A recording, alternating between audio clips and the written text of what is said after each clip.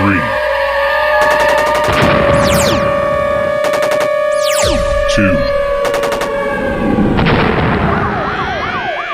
1.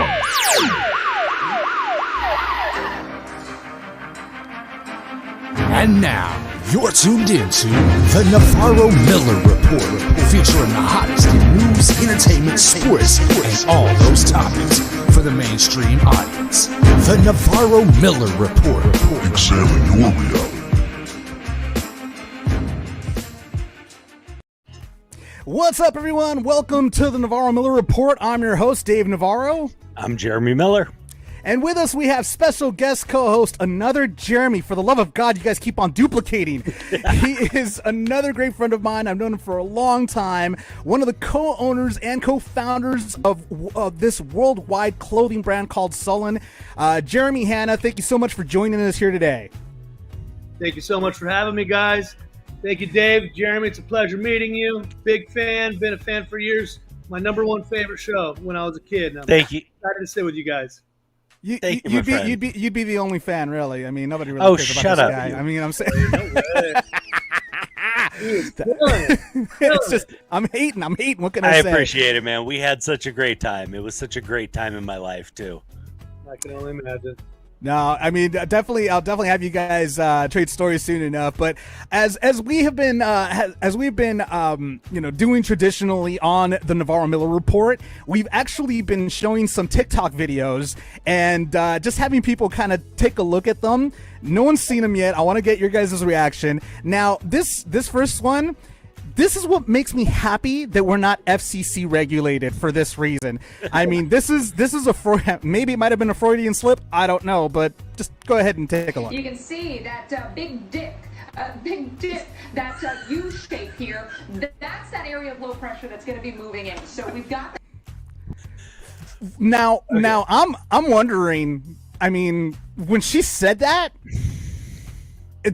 What was she looking at exactly when she was pointing that out? I certainly couldn't. What were you saying? Oh, total Freudian slip for sure. Oh, absolutely. I couldn't see quite what she was looking at. But the best part of that video to me is the production manager laughing his butt off in the background. He just looked back like, really? Did you hear what I hear? You can hear the muffled laughter just of a producer dying in the background. That's hysterical to me. Oh my God, these guys are terrible. Well, the next video that I'm going to show right now is for anybody that's in a relationship. Gentlemen, you're both in committed relationships, so this one should be a very interesting one. This one I would recommend possibly almost anybody to try at home with their spouse. Check it out.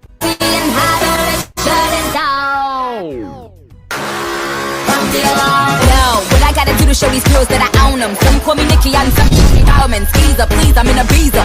Just have these and not my own. That was on the mark. What did I see?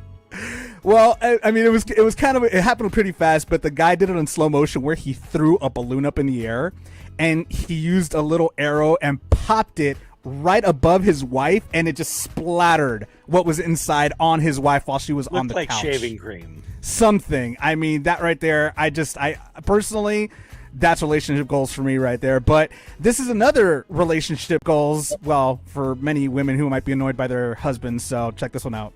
No.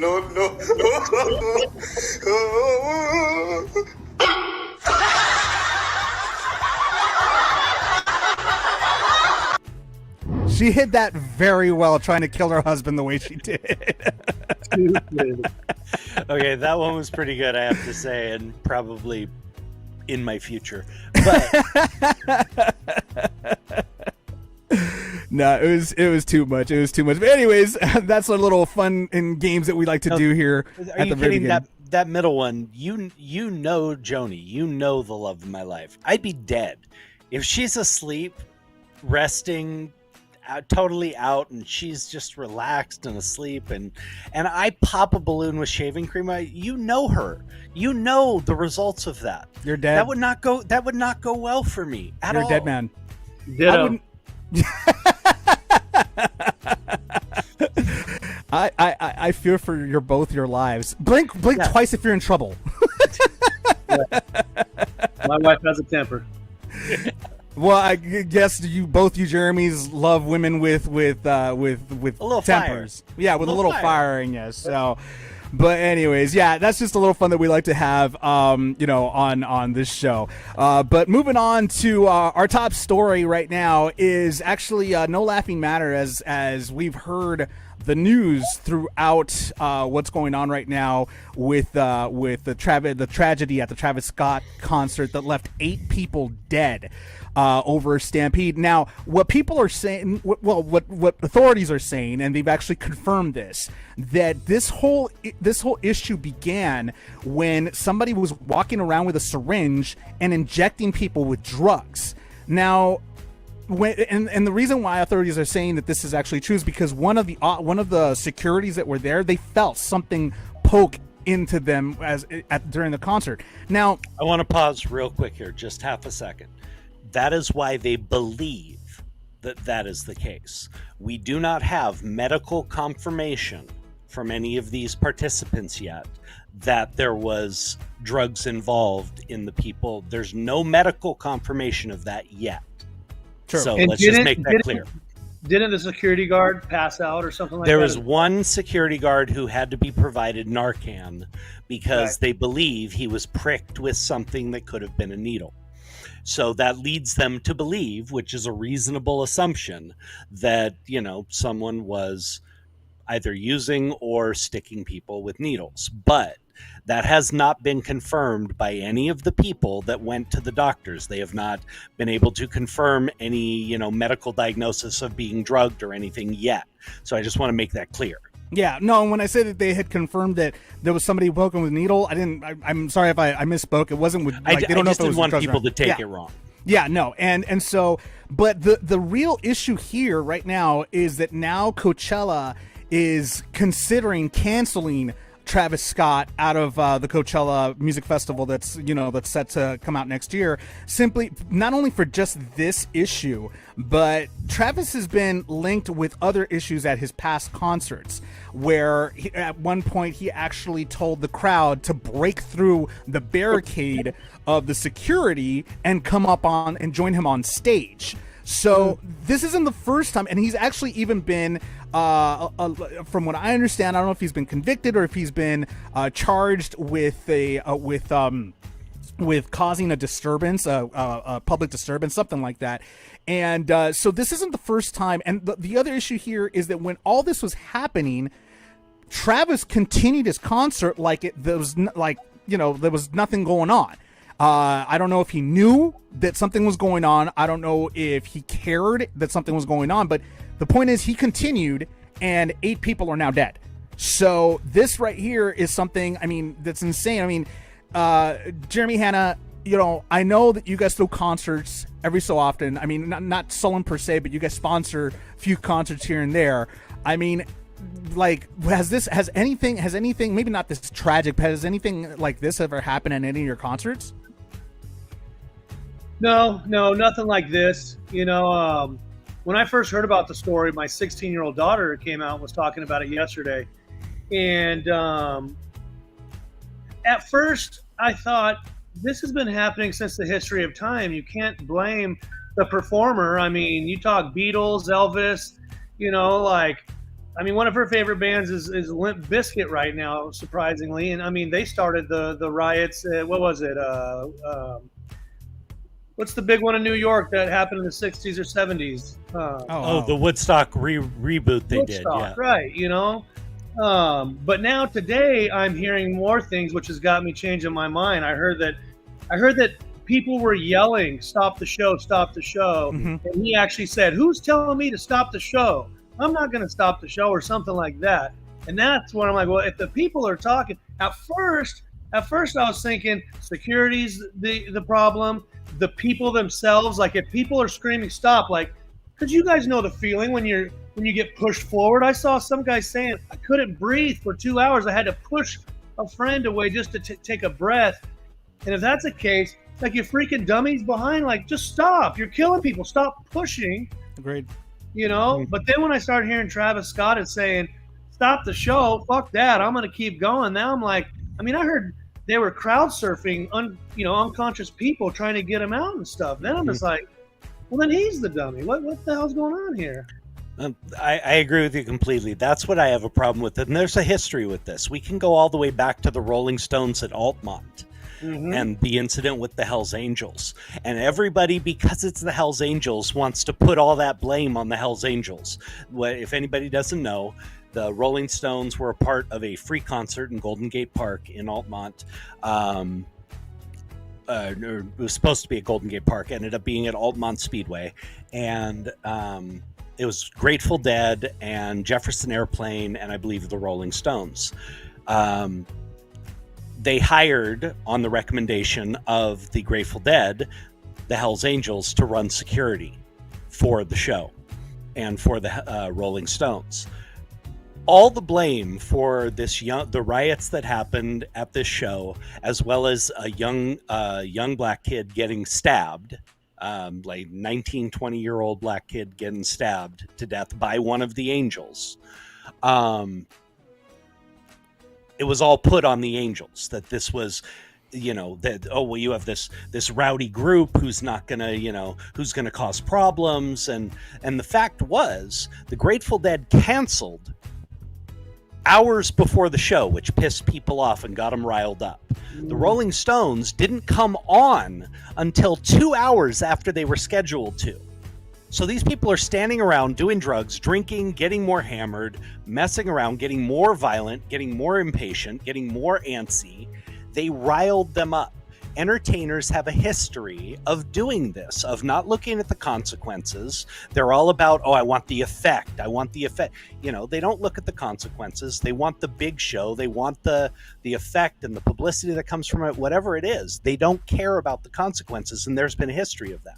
I'm not lumping everybody into that category, but there is a history of this, and it's caused some really horrific incidents. So, people, like you said, I had the same instance initially of not wanting to blame the performer, at looking at security, looking at why didn't you people take care of this better? But as I learned more, I want to get away from that narrative, because honestly, we have a lot of entertainers who don't look at those types of possibilities. All they care about is what they want to do, the effect of what they want to do, and they don't care what the results are, whether it could be tragic or not. They don't look at that, and that's a problem. Yeah, and that's the truth. And that's the truth. Bad publicity, good publicity, and not only that, but now there's people out there thinking that getting canceled is good for business, So it's like, if everyone's mad or pissed off at you, it's free publicity. Yeah, if people are talking about you, your numbers are up. We got a few people that are joining us right now. We got some people that are actually chatting right now on the live chat. Joe is saying this happens when concert promoters choose money over proper security. He also added security gates and checkpoints were trampled and several hundred people got in for free a few hours and nothing was done about it a few hours prior to this tragedy. So I think at this point there's two places to blame, possibly, both with the act, with the talent themselves, and with possible security breaches that happened before the concert began. Especially if those happened before things began, then that is definitely a security issue. I mean, Jeremy, you know this. I mean, if you guys have helped, sponsor concerts, you know what goes into that. It's, if that happens before the concert, that is on the promoters and the security, for not having shut that down or tried to deal with it properly beforehand. But as we've said, if Travis is up there, not caring, and you have fans crying out from the, from the stadium that he can hear because he's responding, saying, we can't breathe, help us, stop this, God, please help. They're pleading for their lives. They're pleading for their lives literally here. That's on him as well. And it rests, in my opinion, more on him because he saw the results and ignored it. And there's definitely lawsuits going on. Go ahead. They were chanting, right? Stop the show. Right. Stop the show. Stop the show. They need help. Stop the show. And at first I heard he did stop a couple times. Mm-hmm. The ambulance came and he stopped. He apparently, when he did see a fan pass out, and he stopped the show. This is the only one I've heard confirmed, but he stopped the show for that fan and said, please, can we get somebody in here? Can somebody please help? We need security. Somebody has passed out. He did call attention to somebody he had noticed. But again, when you have the entire crowd in the front now chanting stop, and he's responding and they're crying out, please, we can't breathe, that's different. Yeah. It's So what do you guys just, think? Should we drop from Coachella? Honestly, with his history, this doesn't sound like cancer culture, which again, we cancer. Is it cancer or cancel? I said cancel. I thought you said cancer for some reason. Whatever. I thought you were just trying to do a play on words at this point. I think he did. Another Freudian slip? There you go, Freudian slip. But, me, I don't believe in cancel culture anyway. I don't even believe it exists, because all these people that have supposedly be canceled are all still performing. They're all still working. They're all still doing their jobs. It's for free publicity. It's free publicity. None of them have been canceled. Of course not. But this is not cancel culture. If you have a past of inciting problems and not addressing safety concerns when they come up, any promoter in their right mind is going to have second thoughts about booking you at their event. So you're now that person who's coming from an event like this. Why the hell would any promoter put you on their bill? It's not cancel culture. Talk about you as a promoter. You got to protect your business, your brand. You have to stay safe. You have to protect yourself from lawsuits. You have to, either that or they. I wouldn't touch this guy with a 10-foot pole if I was a promoter right now. I mean, so far, according to one of the people that are on the live chat right now, Joe is saying the Vegas festival already canceled his appearance at concerts with Kendrick Lamar on November 12th. So this could possibly, since he's so notorious for inciting some of these issues at concerts. This one in particular, like you said, Jeremy, was a situation where he heard people telling him to stop, and he continued forward anyway. Yeah. So if it seems that that's the case at this point, and he didn't, then that actually could go badly on him, simply because they're going to be like, well, dude, you heard them. They were trying to make you stop, and you still continued. There was something serious going on, and you still continued. I'd be willing to say, sorry for talking over you, that if... No, I'm not sorry for talking over you. I don't want to hear what you have to say anyway. I hate you. But, I freaking hate you. But if they can prove, if they have video of him responding to the crowd and ignoring this, he might be civilly liable. Well, they're already looking at lawsuits against him right now. People are trying to file lawsuits against him. I mean, heck, what was it? Quiet Riot, after the club performance back in the 90s with the giant fire from their pyrotechnics that ended up killing people, even though they were not the ones who set up the pyrotechnics, even they were still sued. And, if they can show that he ignored the basic, cries for help, he could be in a lot of trouble civilly, more than just his business, than just his entertainment life. Very true. Very true. So, I mean, at this point, it's a tough one. We still have people. This looks like this is a very hot topic. A lot of people are on the stream right now talking about this. Well, your beloved fiance, Jeremy Miller. Joni is on the chat right now. She's saying Sandy showed me some TikTok videos, and it looked like a lot more than 8 people died.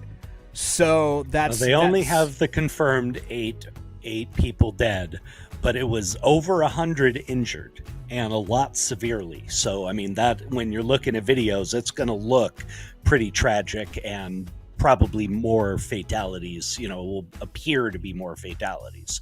But right now we only have 8 confirmed and over 100 seriously, injured. So that's a big deal. That's still a big deal. And we got another one. Gentleman, Delius is saying they'll touch him because he makes mega millions, but security and insurance that he'll have to supply will go through the roof. It's a good point. It may take a minute, but he will come back. Joe also commented saying, biggest civil lawyer here in Houston already rounded up many of the victims for a big lawsuit coming. Mm-hmm. Same lawyer who is handling Deshaun Watson victims. So a lot of people are already starting to look to get compensation for loss of life. No doubt the promoters are also going to include possibly jumping in on this lawsuit because now their insurance is going to go through the roof.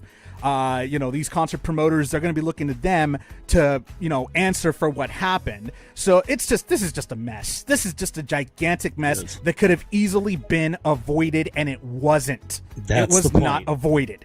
So that's one of the biggest problems right now. Oh, and Sandy actually just joined. Sandy just joined right now, saying there's video footage where two staff people walked up on stage, but he ignores them and says, "You all know what you came here for," and keeps on with the concert. Yeah, this is video proof right here.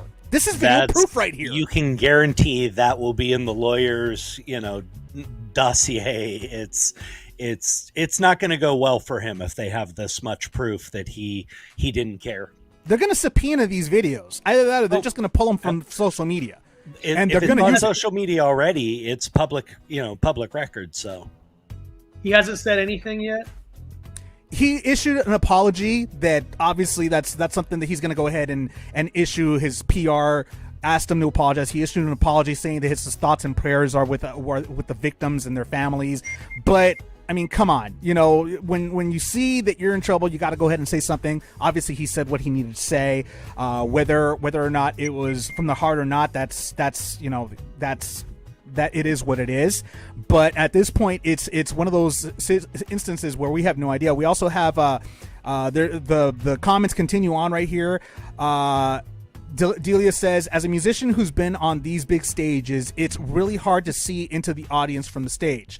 And coupled with your in-ear monitors, it's going to be hard to prove he definitely knew what was happening. Well, Delia, the thing is that we actually said that he responded when the crowd said, stop the concert. He's like, you guys, I'm not going to stop the concert. So he heard them saying to stop the concert, and yet he continued.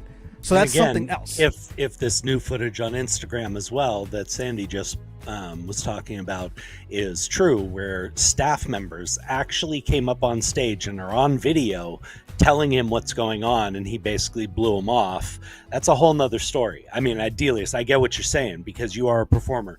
I mean, you've been on some of the biggest stages in the world, but you know as well as I do, if you blow that off, then you made a huge mistake. And again, unfortunately, there was loss of life. So I mean, this is going to be something that's going to be talked about for a while right now. I mean, it's still a very difficult and hot topic in many of the news media outlets. So we'll just have to wait and see exactly who's going to be responsible for the loss of life, what's going to be the compensation. Because at the end of the day, there is no compensation that could bring back those 8 dead people. There's no way that anybody is going to be able to compensate that much loss of life. One kid, 14 years old, was killed in this. The parents are not going to be able to do anything with compensation by bringing back their 14-year-old kid that was just there to go see a concert of his favorite talent. Come on. It's not going to happen. So it's a very, very tragic situation that we will be continuing to monitor as the days progress. We need to move forward here. In other news, Jeremy, you had a story recently. Obviously, we've touched base on this a little bit about Aaron Rodgers how you felt about Aaron Rodgers going to Joe Rogan and talking like him hiding the fact that he was vaccinated. Now we understand that Carrie Underwood is supporting the Green Bay Packers QB. What's going on with that? Well, it's just she's taken a stance and that she wants to support him, in his decision. And this is why I wanted to talk about it, because she's making the mistake of thinking the issue is him choosing alternative treatment. Now, whether I agree with him going to Joe Rogan for medical advice or taking a horse dewormer, which does absolutely nothing for anything that doesn't have worms, that's a separate issue. It's a separate issue. I can discuss that with somebody else all day. But the fact is, that's separate from the fact that he misled people intentionally and lied, and is not following the protocols of his work. Okay, this is the difference. He made his Martin Luther King statement about, if there's an unjust law, you are bound by, morals to, disobey it. Bullshit. This is not a law that your country put on. This is your business. And businesses that you choose to work for can put any damn restriction they want on you, plain and simple, for you to choose to work there. That's how it works. So, he can go find somewhere else to play. There's other football leagues. No, we don't want him to go. That's the thing. We don't want him to go. Well, I know you have a certain point of view on this, being a Packers fan. But yeah, well, of course I'm going to go ahead and want him to stay. Duh. The issue is not his choice. Yeah. Okay, we as Americans, we got choice. Do I agree with his choice? No, that's my opinion.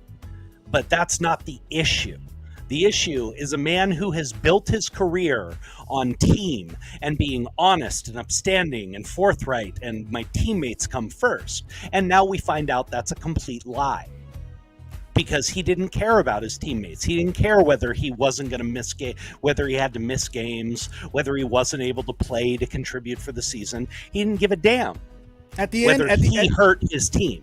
He wanted to do what he wanted to do, except he wasn't man enough to own up to that.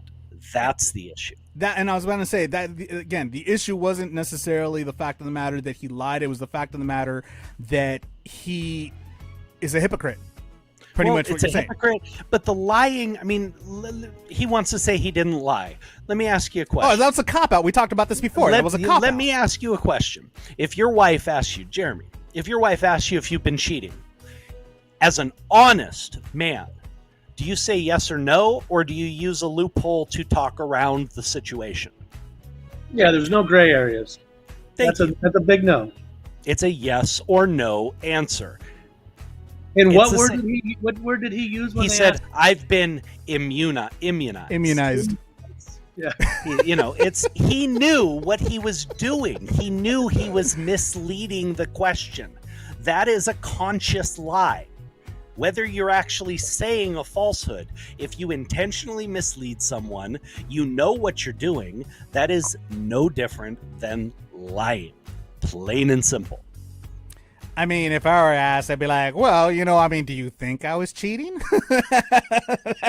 That's why you're not in a relationship. Yeah, that's not going to work. There's many reasons why I'm not in a relationship. That's just one of them. Well, either way, it seems like he's at least getting some support from some people in the industry, and Carrie Underwood is one of them. I don't know. Jeremy Miller. Do you know Carrie? Well, I have a connection. I have met her. I've been interviewed on Good Morning America with her a couple of times. But also, weird enough, my son was her and her ex-husband's handyman. So there's a connection. No, sorry, wrong. I am wrong. It was not Carrie Underwood. Sorry. And she's not the Good Morning America host. I'm confusing her with Kelly Clarkson. Yeah, I was like, wait a minute, when was Carrie Underwood? Shut up, Dave. No, I'm getting. It's the old man in you. I get it. I love the two of them, and really enjoyed both their music. So unfortunately, I do get a little confused on the two of them. No, I know Kelly. I have never met Carrie. Carrie Underwood, amazing performer, but no, I don't have a connection. I'm surprised you didn't say Candace Cameron at this point. That one at least you do know. Almost flipped you the bird, but I'm trying to be good. Trying to be, Well, Jeremy, I was a little vitriol last session, so I'm trying to be a little nicer, a little cleaner. Jeremy Hanna, I'm not trying to exclude you from this inside joke, but it's not really inside joke. I'll just bring this up, Jeremy, because it's just a funny story. The fact of the matter that Candace Cameron and Danica McKellar were both on Dancing with the Stars, and they seem to have had a little bit of a love triangle with Jeremy when he was about 12 years old. So I love bringing it up for that reason. So that's the reason why. The things I don't want to hear about anymore. Oh, you're lucky I don't bring up other ones. I was a dog as a 12-year-old. What do you want from me? Hey, a 12-year-old with a hit freaking sitcom. So, I mean, you know, if I was 12, I'd be doing the same damn thing, only worse. So, but anyways, I mean, yeah, I mean, at least Carrie's, you know, in there and, you know. Hey, I'll say this right now. I may not agree with it, but I agree with Aaron having the choice and making his own decision. Whether I think he's a moron for consulting Joe Rogan for medical advice is a whole nother story. I support him making his own decision. I don't support him intentionally misleading and lying to people. So good on Carrie Underwood for supporting him, but she's missing the issue. Yeah. I just wanted to let you guys know we have the chat. Delius is saying Danica and Candace? Damn, legendary.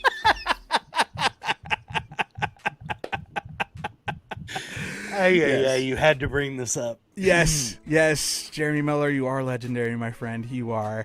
We also have Joe Andrews also saying Carrie Underwood goes by her song "Jesus Take the Wheel" when it comes to COVID. Yeah. Well, I mean, it is what it is. You know, at least Aaron's got somebody on his team besides his own team. In other news, you also not sure they are. Well, I mean, this week we'll talk about what happened in the NFL this weekend in a second here. In other news, you have another topic actually that an LA casino was fined for not ratting on a whale. Now, if many of you don't know what a whale is, whales are usually considered people that have a lot of money, pretty much the VIPs of a casino. They come in with boatloads of cash, they gamble boatloads of cash, and they're considered whales for that reason. So in this particular case, an LA casino decided to not rat on one of their VIPs, one of their whales, and they got fined for it. What the heck's going on there? It was a long negotiation. This was actually a negotiated settlement to avoid prosecution. But there's a long history with casinos and whales and this type of problem. This was a gentleman from China, has only been identified as a Chinese national, who is a big businessman with tons of money. And he was showing up with over $100 million in cash in duffel bags for marathon sessions of poker at the Bicycle Casino in Los Angeles, which is a casino that I frequent. I'm a poker player, have been since I was 6, and I go to the Bike regularly. Great club. But apparently the IRS expects them to basically rat on him for showing up with that much cash and say, you know, this is what this guy's doing, this is where he is, and they didn't do that. Now, where they got into legal jeopardy is they allowed his assistant to buy the chips and then cash it in. So the fall guy didn't have to report anything. Smart. That's where they got in trouble. That's why they had to negotiate the settlement. But again, this is something that's been going on for years with the casinos and the card clubs, with the IRS and with the reporting agencies. And to tell you a little trick, if you ever win big at the casino, tip the person at the window well when you cash your chips in. Because to the right guess or to what? The left? It's cute. What? I want to know which one I'm going to tip on, to the right or the left. You ever win big at the casino and you go up to cash your chips out at the window, tip them big, because I guarantee you, if you're planning on doing anything that you shouldn't be, like not reporting that money, they're going to report you for you if you don't tip them well. So there's an intricate relationship between the people who play big and the people who run the casinos. So you want these people to come play. You don't want to drive them away, yet you don't want to piss off the government. You want to try and follow the rules, but these people don't live here. They, that's where the problem comes in a lot of times. A lot of the big whales come from Asia, and they don't live here. They don't want to declare their money to us. They're paying 50% taxes back home. They want to do their own thing. And that's where the conflict comes in. So these casinos get caught between a rock and a hard place. They've acknowledged it. They worked with the government. That's why the fine was negotiated. But, you know, from a card player standpoint, this is something that, you know, why is it the casino's responsibility to police people for you? You're the IRS. How about you do it? That's my personal feeling on it. You're now putting the onus on this club to know what this person's doing at all times. Are they gambling this much? Are they not? I mean, I've gone into a casino and I have bought in for $200 and won $5,000. But then in the same month, gone in and broke even. And all those buy-ins in those poker tournaments even out. And maybe I only won $500 that month, even though I had a $5,000 payout. The IRS doesn't want to acknowledge all those losses on those buy-ins. They don't count that. No, you won $5,000. That's all they look at. So this is a very complicated issue for gamblers and people who, especially poker players and professional poker players. It's a very touchy issue, and there's a lot of ins and outs. Well, my next question is actually for Jeremy Hanna.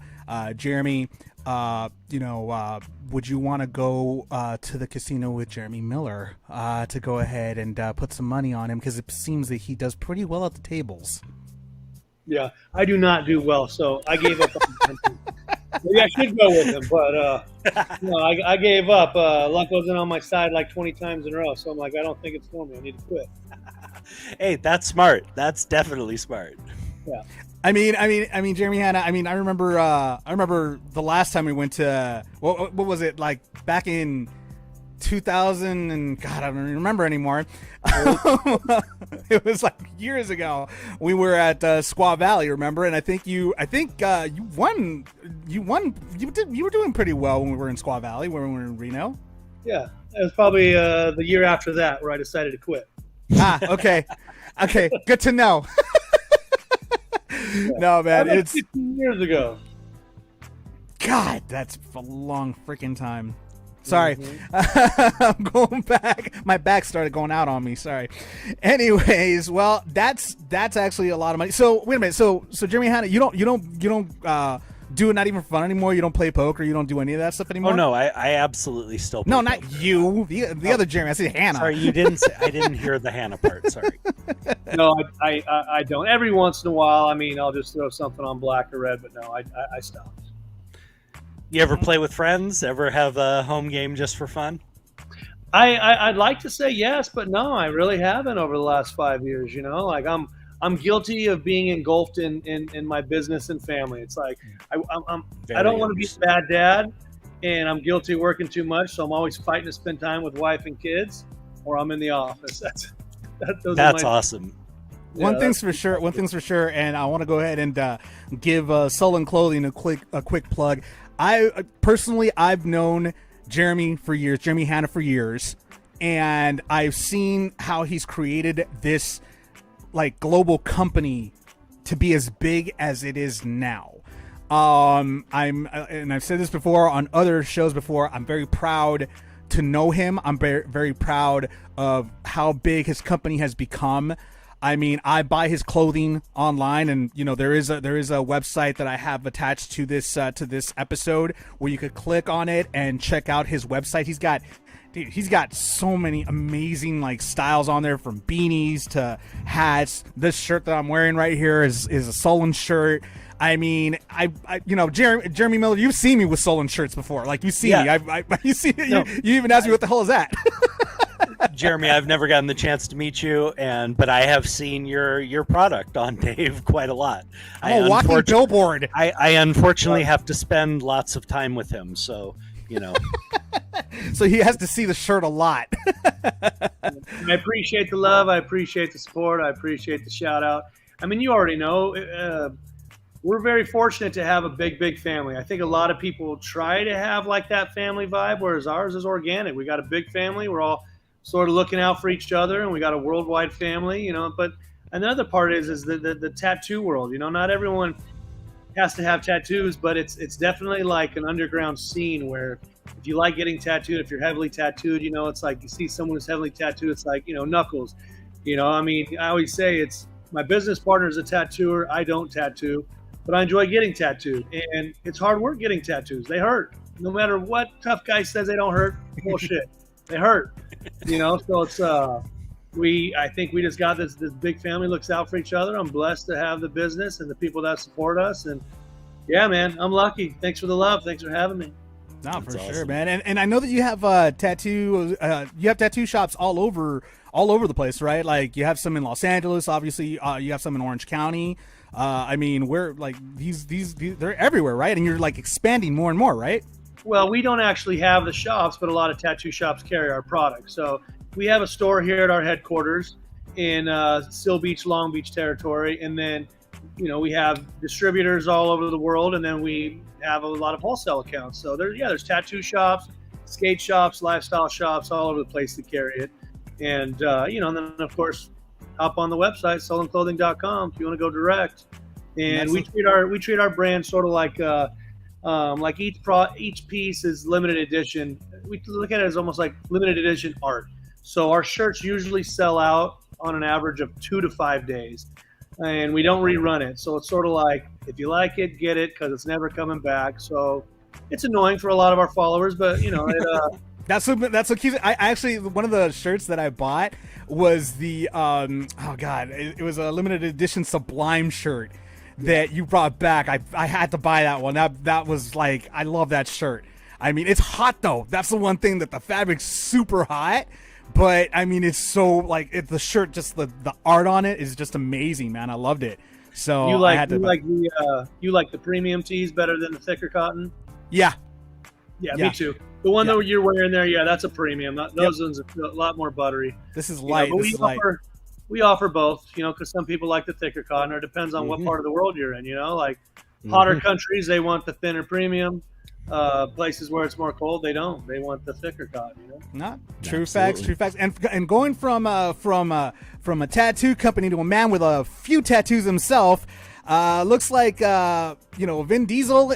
I'm not talking about Vin Diesel either. I'm talking about the fact that he's actually reached out to Dwayne "The Rock" Johnson, man with a bunch of tattoos on his arm. And he's basically trying to reach out to him to join them in Fast and the Furious 10.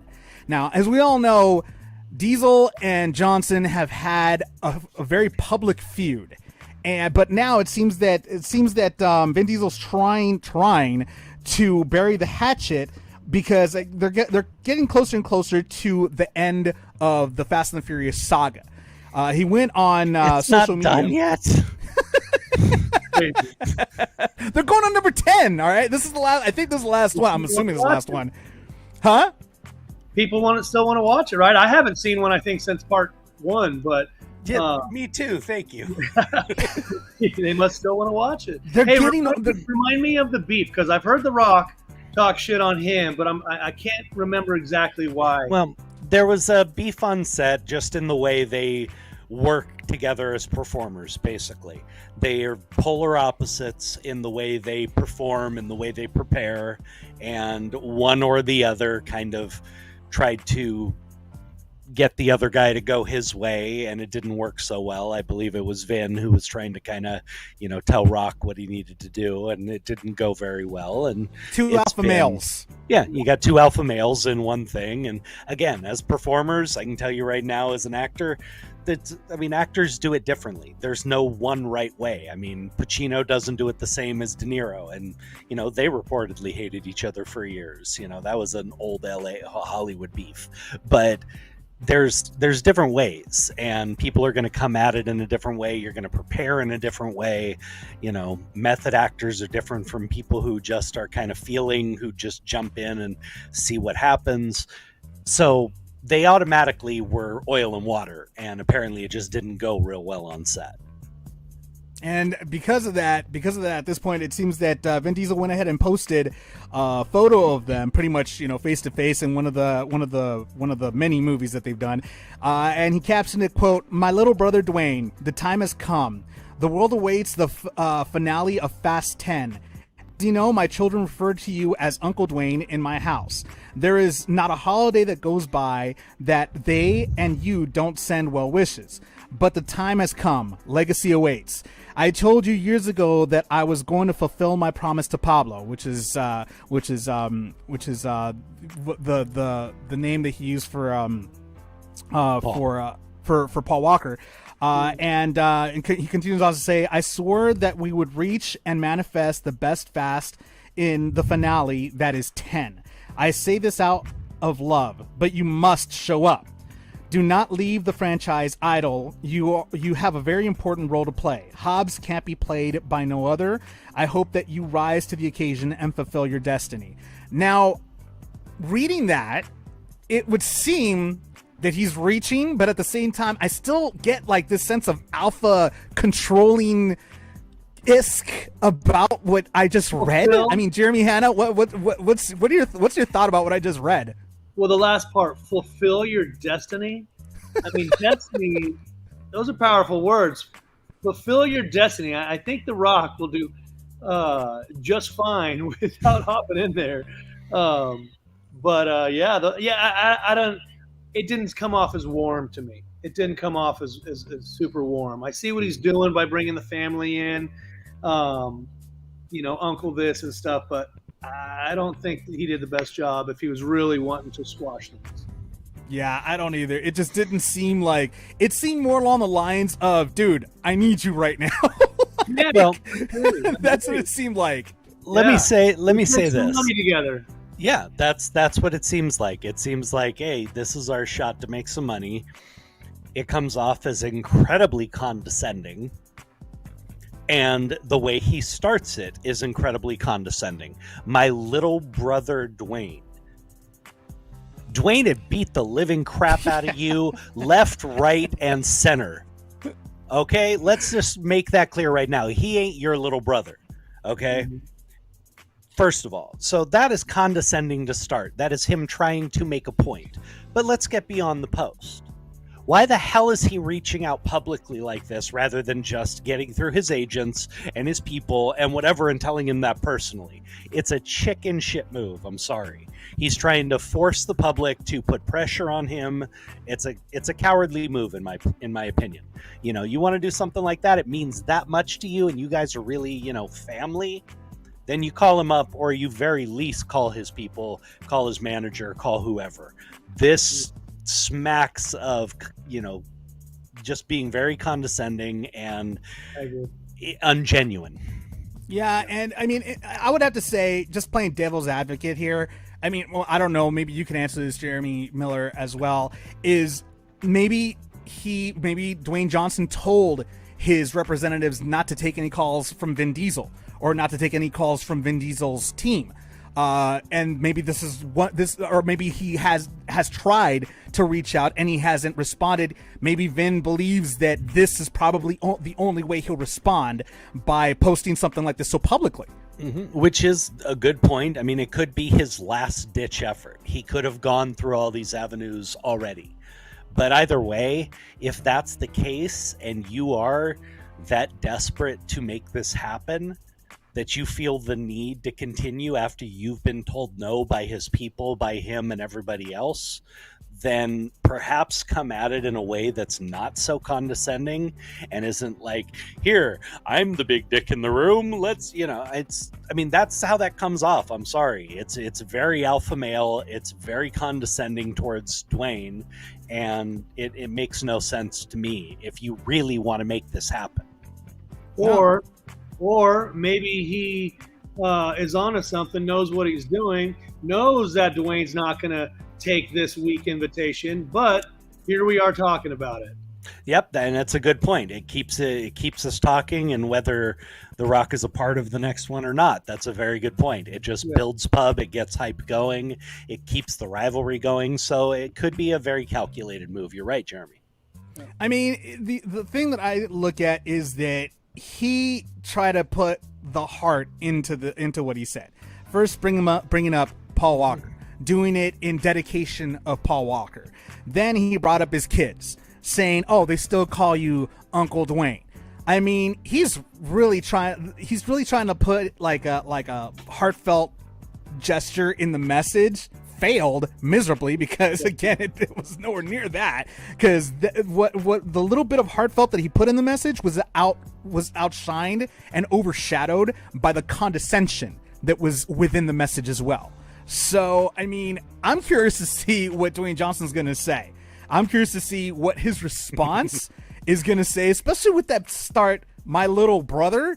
Oh man, I could almost just hear The Rock say something like, you know, you could shine up that little brother up real nice, turn that son of a bitch sideways, and stick it straight up your candy ass. At least that's what I'm hearing The Rock say now. I can't picture him responding well to that. As soon as I heard that, I mean, I'm sorry, but everything puckered. I was like, oh, that's not good. And if people puckered just by me reading that, by you listening to that, you could imagine the fans of both sides reading this in such a public forum, what they might be thinking at this point. They're like, dude, Rock's not gonna like that. He's not gonna like that. You know, I mean, say again, Jeremy? Oh, it's unanimous. Like, none of us felt like if he was really trying, he should have had his publicist read it first before he hit. You know what I mean? Agreed. Like, I don't think anyone saw that as working. Agreed. 100% agreed. So, I mean, we got Joe saying, he's on the stream saying, it would be like Jeremy Miller going to social media to try to pressure Leo into being into the next Growing Pains reunion. I mean, that's a good analogy, actually. Although I don't have quite the clout of Vin Diesel anymore. But it is a very good point. Todavía lo tienes mío, todavía lo tiene. I'm saying it in Spanish for you too. Hit the SAP button. The SAP? The SAP button? Anyways, in other news, this weekend was a weekend of champions. Let me just tell you this much right now. This weekend was an incredible fight weekend.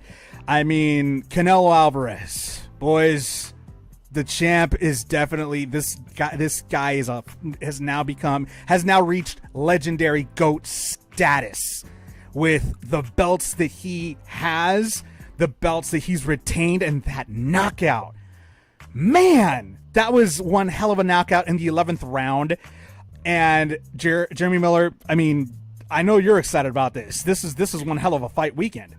I absolutely loved this. It was a great fight weekend. You know me, I love the fights. It's one of the great times of the year when you get some of these wonderful weekends where you get a UFC fight, you get a boxing match, you get all the undercards. But I love Canelo Alvarez. He's a wonderful fighter, one of my favorites right now.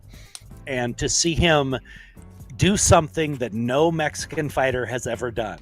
Ever. Not Duran, not anybody.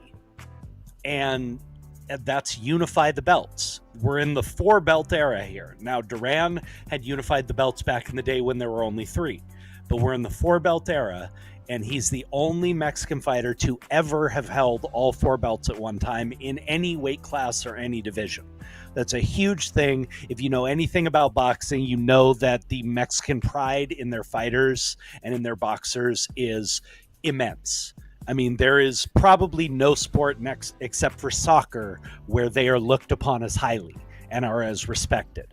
So this is a huge deal culturally, and for the sport, it's a huge deal to have somebody who is dominant at his weight class, who's willing to take on all challengers, and who is delivering over and over is just awesome to see. As you can tell, I'm a fan. I thought he would beat Caleb Plant, even though Caleb was undefeated, but man, it was just an awesome night for the fights. I mean, and Jeremy, Hanna, did you watch him or did you miss him? I believe you said that you kind of missed him. Unfortunately, I was off the grid this weekend, so I'm all ears. But no, I was off the grid Friday, Saturday, and Sunday. And I've been busy all day today, so. But you still had a good weekend, so that's the important part. I did. True.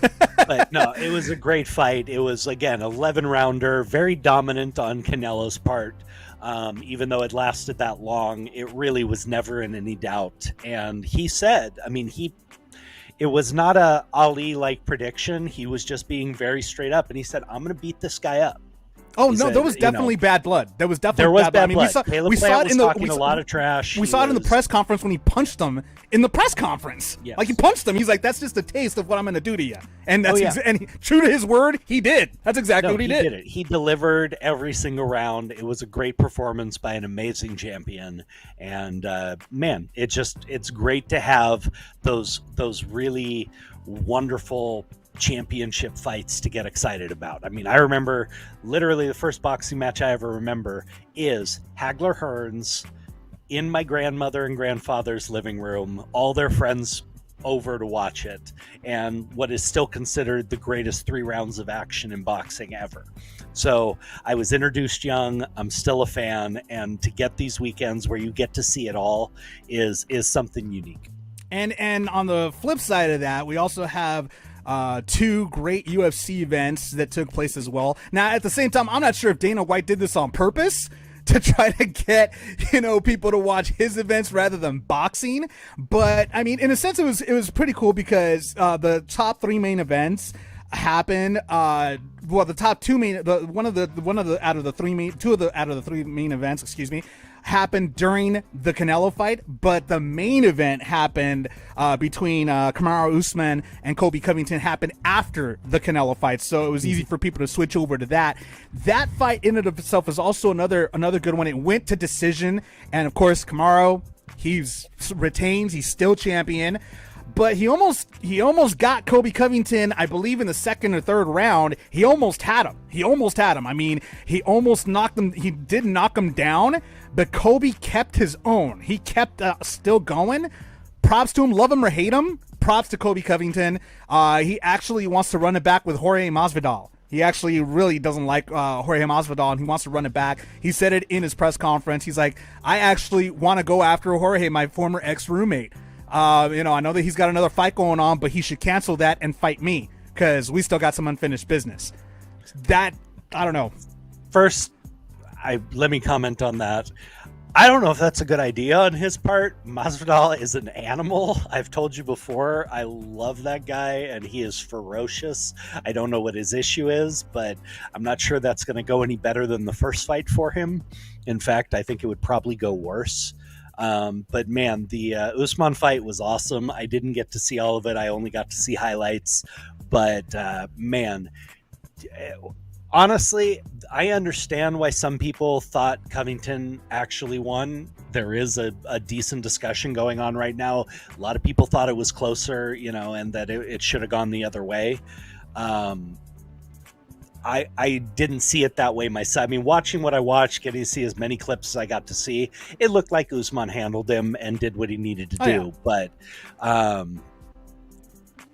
man, again, it's such a rare opportunity to see so many great fighters all in the same day and the same weekend. And, props to Covington.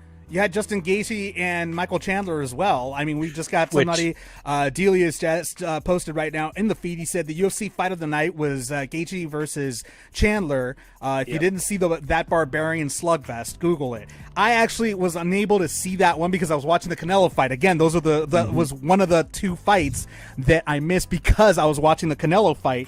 And I mean, that was another that was fight of the night. And again, I don't know if Dana White did this on purpose. He screwed with all of us on this one. I mean, it was one hell of a fight night. Props to everybody that won. Lots of champions all around. I mean, props to them. Props to all of them. I mean, it was one hell of a fight weekend. But I mean, Jeremy, Hanna, are you a UFC fan? Not as much as I used to be. It's been hard to keep up with. I mean, I definitely was more of one probably 10 years ago. But I'm trying to watch more fights. Well, let me ask you a question, Jeremy.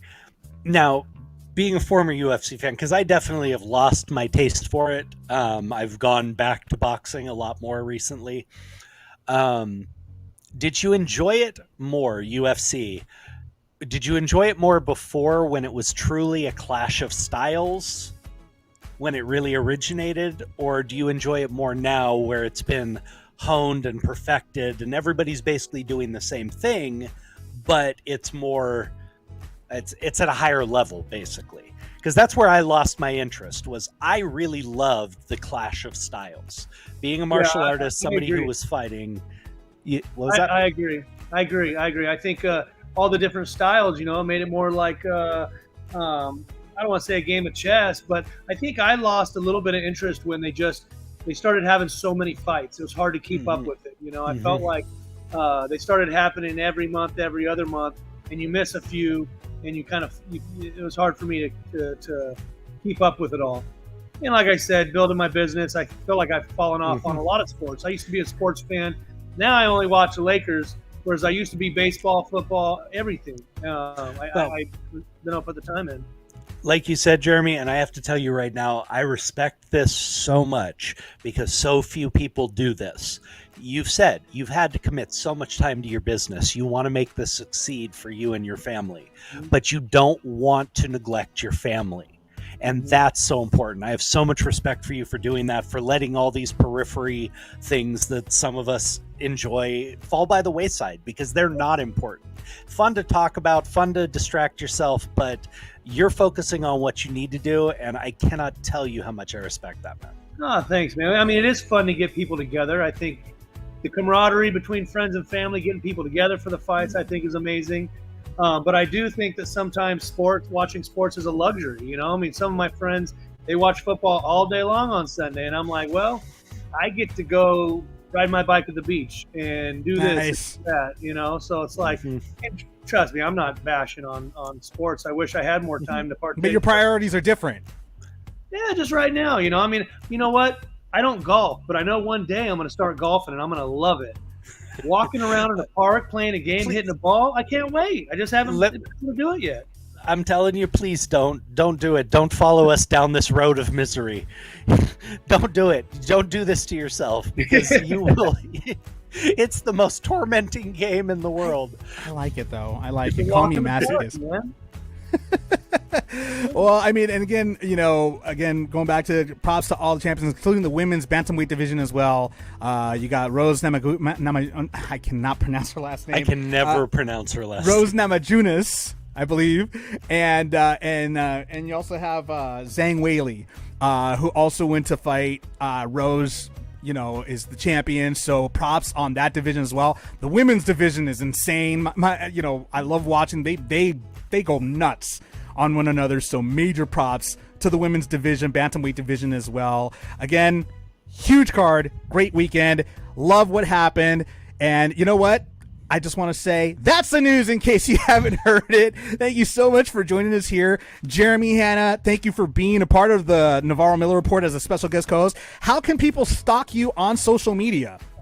My personal Instagram's Uncle Jeremy. My brand is Sullen Clothing on all platforms, but yeah, we're having a lot of fun over here. We're working with tattooers and artists and from all over the world, storytelling. So yeah, give us a follow. Maybe you can see something you like. Nice. And you trust me when I say his social media, his Instagram has got nothing but incredible pictures, nothing but incredible art on it. Tattoos, like some of the stuff that I've seen on there, I'm like, dude, there's like 3D tattoos. I'm like, whoa. Yeah. Like if I like that's just amazing work that the artists do. So thank you so much, Jeremy, Hanna, as always. Pleasure having you on here, brother. Jeremy Miller, however, yeah. No, miserable talking to you, Dave. Jeremy, you made it worth it. Thank you. Pleasure to talk to you, man, and semi-meet you here. Hopefully we get together and meet sometime soon. It was a blast having you on, man. Keep up the great work, guys. As always, we do the best, but I can barely do what I can with this guy here. I'm just dragging you along.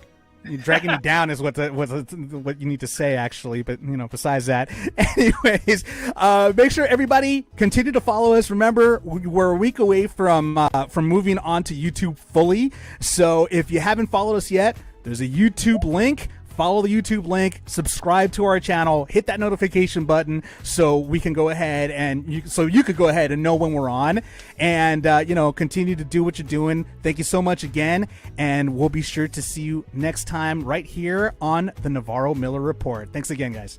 Thanks.